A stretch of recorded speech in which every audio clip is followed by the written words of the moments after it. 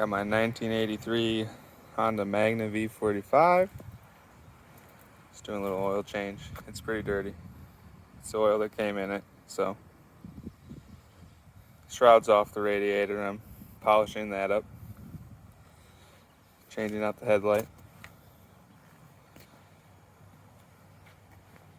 My other Honda. Both 4 cylinders. One thing I was told to check on the bike is this front brace. I don't know if that's focused well or not, but apparently it will crack on people. I'm trying to look through the camera and not through the camera. I don't see any cracks right now. It looks pretty good. I am not sure if this is the stock piece. This could be replaced. But I don't see any cracks. If you own a similar bike, check yours. I was told this on one of the Facebook forums that this is a common problem.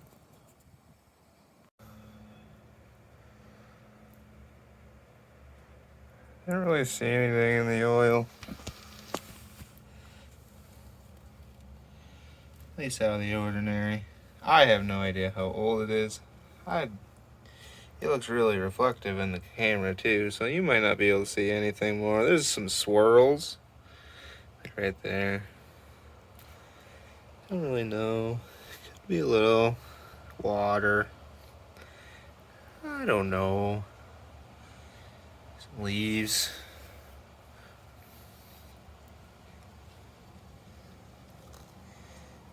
That doesn't look any different. That's just oil. I don't think there's any metal or anything in it. At least nothing significant. Outside normal. Wear and tear. These bikes do have issues with oiling. This is not the oil I'm using. That's just a waste container I use. Don't at me. Been using, put in AMS oil, motorcycle oil. I know it's expensive, but whatever. So for reference, this was the oil I put in it. I know it's expensive. I know there's cheaper. I know other stuff works. It's what I use. Then I put in K&N 202. Bike had a high flow 202, I think it was, on it. That's just from me spilling. That's not leaking or anything. But yeah. Onward. The one thing I know I gotta replace right now is this seal. It started weeping on me pretty regularly. Haven't even been really running the bike, so gonna have to pull that off. But some people say you gotta pull the carbs. I think I can get to that nut. Kind of see it there on the left side. I think other people have said they've done it without pulling the carbs. There looks like to be enough room. So I'll do both sides of that. The other one in here, that one looks fine. I'd really not want to have to do that one, I don't think. I think you gotta pull the carbs. I would like not to pull these carbs yet. The bike was running when I bought it. Fired right up. It's been sitting for a minute just because I've been checking over the bike, doing deferred maintenance. Changed the final drive gear oil. Right there. Just been kind of cleaning it up. The frame had a lot of paint chips. Once again, radiator covers are just off right now. I'm cleaning those up and polishing them. I'm missing a reflector on one. I'll figure out what to do there. A little rust every once in a while, but I've been trying to clean that up I do want to go grab my key, check under the seat here. There's 3 yellow wires. Once again, the guys on the forum said you're going to want to check those. But she's coming along. I have my endorsement class on the 22nd. MSF course, basic rider course.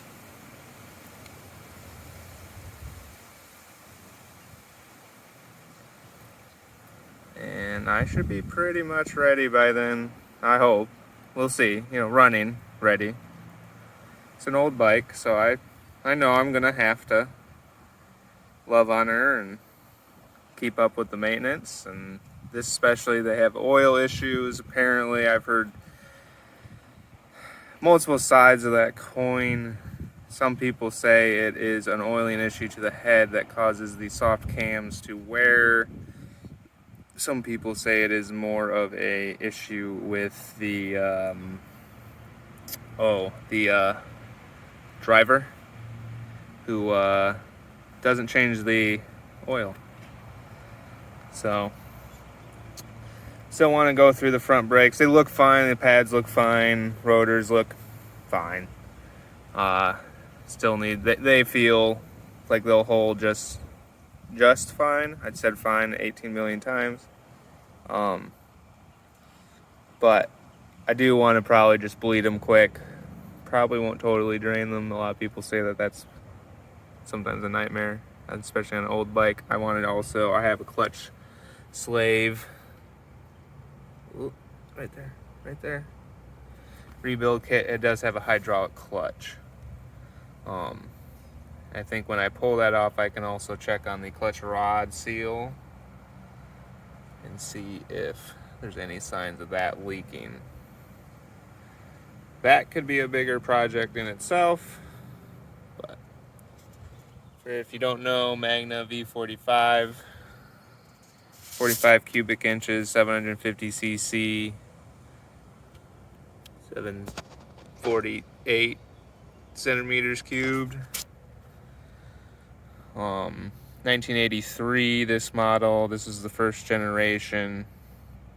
Shaft drive, no chain, drum brakes, dual discs. It is water cooled. It has a gas pump. It has a gas tank here and a gas tank behind this cover that I don't know why they did it that way. I would, I guess, prefer just a slightly larger tank and not a fuel pump and a auxiliary tank, but that's not how they did it.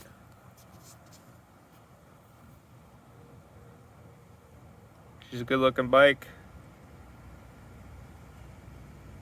I do have mufflers for it, if anyone was wondering. I just haven't put them on yet because I figured it might just be easier to do some of the work I was going to do without it on.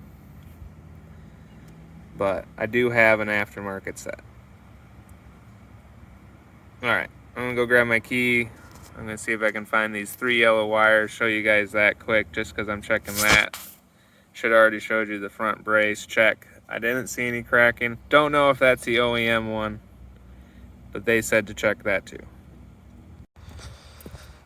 Anyone else just wander around with leaving shit open all the time?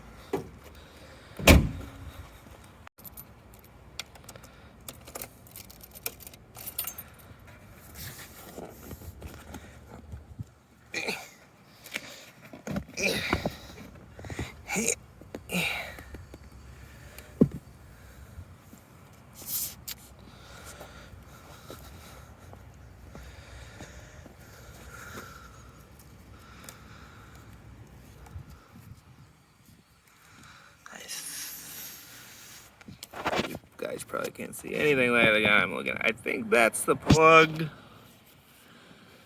People reference? No, that's not it. That can't be it.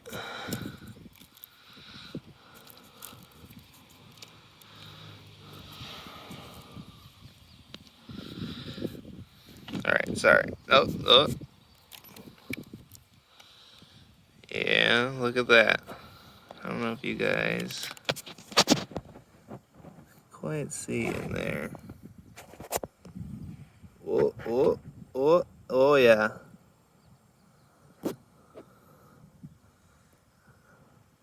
Plug's looking a little crusty. Looking a little crusty there, bud. So, where's my finger? Oh, there it is.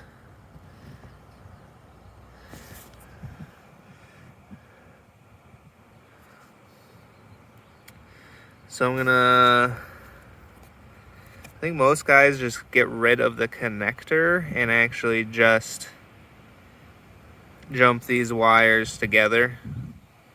So I'll do a little more research on that, but if you own one of these bikes and you haven't checked this apparently can leave you on the side of the road.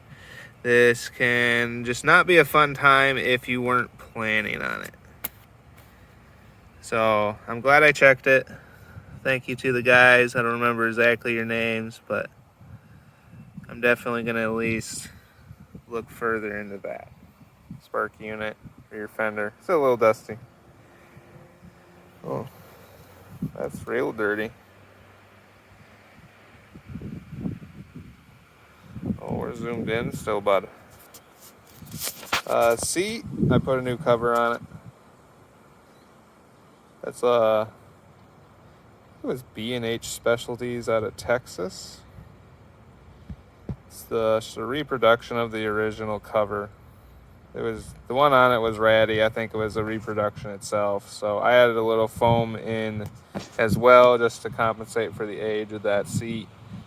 And put a little more cushion in my butt.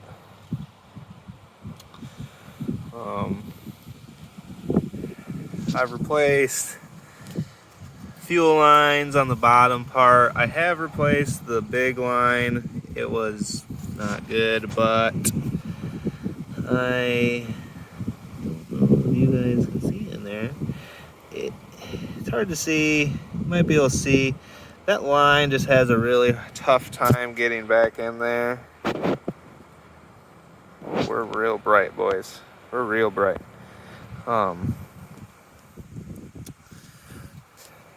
Basically the tank feeds the lower tank, and then that tank goes to the fuel pump pumps up the carbs. It's a weird setup. Normally carbs you would just gravity feed, but as far as I understand, this is my first bike. Yes, I work out of my apartment complex. Please don't come find me. I could take up more room, but this is fine. Once again, I just made a mess. I'll clean it up.